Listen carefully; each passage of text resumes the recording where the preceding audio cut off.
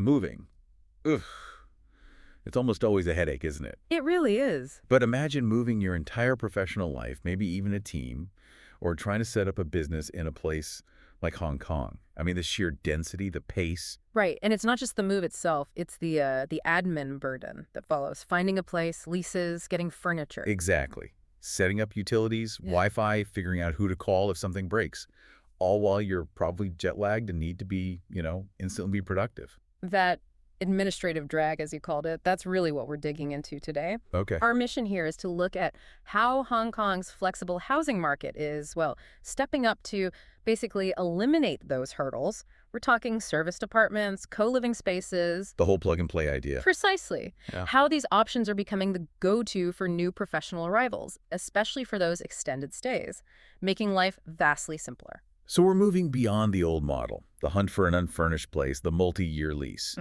This is about hitting the ground running. Totally. It's about accelerated integration, allowing professionals, entrepreneurs, corporate teams to literally land, drop their bags, and focus on why they came to Hong Kong in the first place. Everything else is just handled. Yeah, knowing the background stuff is sorted. Exactly. Because for anyone staying, say, 3 months, 6 months, maybe a couple of years, time is everything. These kinds of tailored living solutions, they buy back that crucial setup time. You get a worry-free, move-in ready place from day one. Okay, let's unpack this. So let's start with the market itself. Okay. We know there's a big surge in demand for this flexible housing in Hong Kong. Right. Who exactly is driving this? Where is the demand coming from? Yeah, the demand is definitely skewed right now, particularly in residential leasing. Reports from earlier this year, like early 2024, showed a really significant chunk of growth coming directly from overseas tenants. Overseas tenants, okay. And these are the people actively trying to avoid the traditional headaches of signing a long-term unfurnished lease. And is this the same kind of expat profile we might have seen, say, 10 years ago? Or has that changed? Oh, it's definitely shifted. I mean, Hong Kong's always drawn senior execs, right? Yeah. But this current wave, it's different. How so? A large portion, predominantly, are coming from mainland China, often with, solid mid-range budgets. They're not necessarily looking for extreme luxury, but they prioritize convenience and speed. Convenience and Yeah, so. they want new developments, fully furnished places, and this is critical locations right near MTR stations. It's all about easy mobility, getting plugged into the city's transport network straight away. That feels very targeted, which makes me think about policy. Is the government playing a role here, kind of fueling this need? Absolutely. The Top Talent Pass scheme is a major catalyst. It's explicitly designed to bring in these high-value professionals. Right. And when you successfully attract that kind of talent, you automatically create this immediate, intense demand for housing infrastructure that supports them landing quickly. Right. These people have the means, but they just don't have the time or, frankly, the inclination for complex, drawn-out real estate stuff. They just need a good place now. Exactly. Yeah. Comfortable, professional accommodation, ready upon arrival, that's the priority. Okay, that makes a lot of sense. But if the talent scheme is bringing in all these people needing flexible options, what's the knock-on effect on the, let's say, the normal long-term rental market? Is this new segment just adding demand, or is it taking away from the traditional supply? That's a really interesting question. What's fascinating here is that it's essentially creating a new, very dynamic and maybe slightly more volatile market segment. You have these providers taking properties that might otherwise have been on the long-term market, and they're converting them into these managed, flexible assets for short to midterm stays. So it helps absorb some demand, maybe? It does alleviate some pressure, yes. But it also introduces a different kind of cost pressure because these flexible solutions, they do command a premium. Right. You pay for the convenience. Definitely. Often 30%, maybe even 50% higher than an equivalent traditional lease. But you're paying for the logistics, the management, the utilities being included, the maintenance, all of that bundled in. So thinking about the stresses newcomers face, feeling isolated, losing productive time on setup, dealing with leaky taps or whatever, these flexible options are basically an economic decision. You pay more to buy back your time and, well, your sanity. Precisely. You're trading that cost premium for a seamless start. These models are the direct antidote to those stresses. Isolation. They often have built-in communities or at least managed support, furnishing and utilities, eliminated, maintenance, centralized. It's all a calculated choice for maximum efficiency when you arrive. Okay, so we get the why and the who. Let's define the what. The two main models meeting this need. service apartments and co-living spaces. They both promise that move-in ready experience, right? But they seem quite different in appeal. They do share that core appeal. Logistical simplicity, no hunting for furniture, no arguing with utility companies to get connected. That's huge. And the lease terms. Crucial. Given how assignments can change or plans might be uncertain, that flexibility in lease length, 3 months, 6 months, a year, without big penalties for leaving early is absolutely indispensable. You don't get that typically with a standard 2-year lease. Right. Let's look at service apartments first. These feel like the more established option, maybe? The kind corporations have used for ages for relocating staff. Seems geared towards privacy plus convenience. That's a good way to put it. Serviced apartments really offer that luxury of your own private space, but with the support structure, almost like a hotel. You see properties like those run by Shin Management, for instance, in really prime spots, Yin in Central, Yi over in Simshatsui. They exemplify this. You get professional support, often round the clock, making the whole transition feel effortless. So the focus there is purely on letting the newcomer get straight to work, minimal disruption, ideal for maybe senior managers or people who just really value their own space. Exactly. It's hassle-free living focused on professional objectives. But that total privacy, if you're arriving alone in a huge city like Hong Kong, could maybe feel a bit isolating. It could, yeah. Which is perhaps where co-living steps in, especially with Hong Kong's property prices being, well, famously high. Absolutely. And what's fascinating here is how co-living intentionally offers something different. Serviced apartments sell privacy. Co-living, fundamentally, sells connection and community. Oh, okay. These places are designed, really engineered, to combat that potential urban isolation. They do it by providing high-quality shared amenities.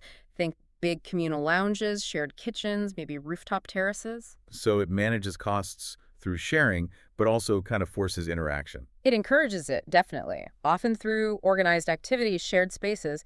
It's about building a community intentionally, not just providing a room. Okay, so the trade-off becomes clearer. Serviced is like premium privacy and high-level support. Co-living is maybe more cost-effective per square foot, but you're buying into a built-in social life. You've got it. And the fact that co-living is booming in Hong Kong tells you that for this new wave of talent, that need for community is often just as important as the need for pure convenience. Okay, this is where it gets really interesting, because it's not just one type of co-living, is it?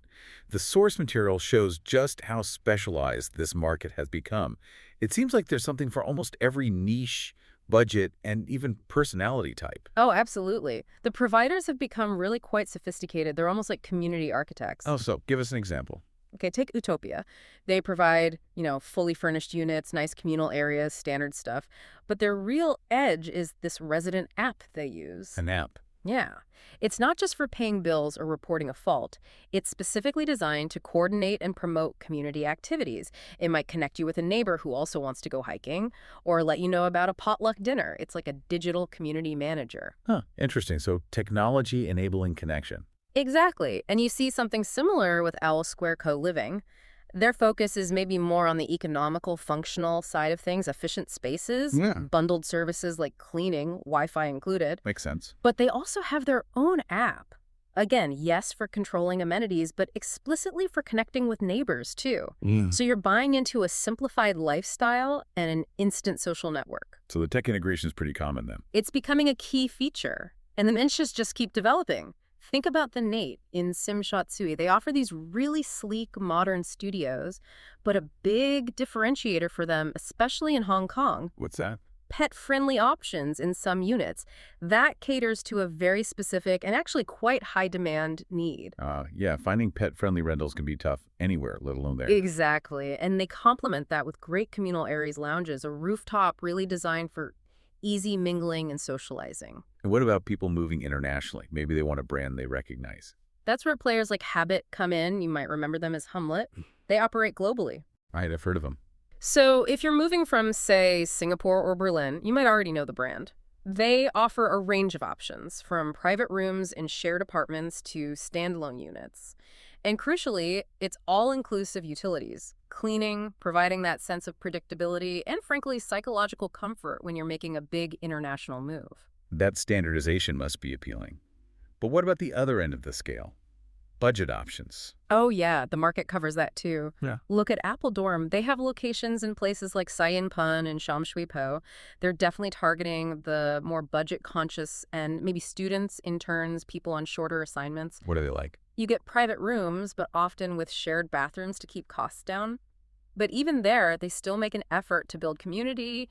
They regularly host events, trying to foster that sense of belonging. So the core idea, speeding up settlement, minimizing the individual effort, that holds true right across the price spectrum. Okay, let's pull back a bit and think about what this all means for you, the listener, especially if you're considering a move or managing relocating teams.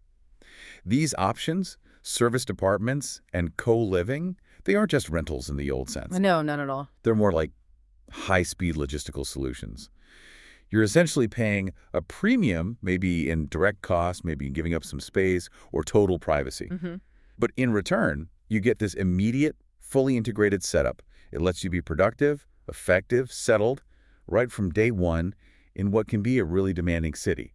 It buys back time. Precisely. And if we connect this to the bigger picture, what we're seeing is a clear reflection of how hypermobile professional talent operates today. Flexibility is paramount. Above all else. It seems so. This rising demand for ready-made living, it signals that the friction, the hassle involved in setting up a traditional home base is increasingly seen as, well, an unnecessary obstacle to getting work done. Just drag. Just drag. The modern professional, especially one moving internationally for work, increasingly expects a worry-free environment that maximizes their efficiency from the moment they land. Minimum friction, maximum flexibility. It definitely provides clarity and speed in what can otherwise be a pretty complex rental market. Yeah. But thinking specifically about co-living, with its emphasis on community and often networking, it feels like it's actively blurring that line between your work life and your personal life. The community activities might even be designed partly for professional connection. Which leads me to a final thought for you to ponder. Okay. As these community-focused, potentially boundary-blurring living arrangements become more normal, what does that tell us about the modern professional's relationship with the idea of a permanent rooted home? Is that constant potential for networking, that always-on community vibe, part of the price you pay for the convenience? And what does that mean for finding genuine downtime, for truly switching off? Something to think about long after you've unpacked in that turnkey apartment.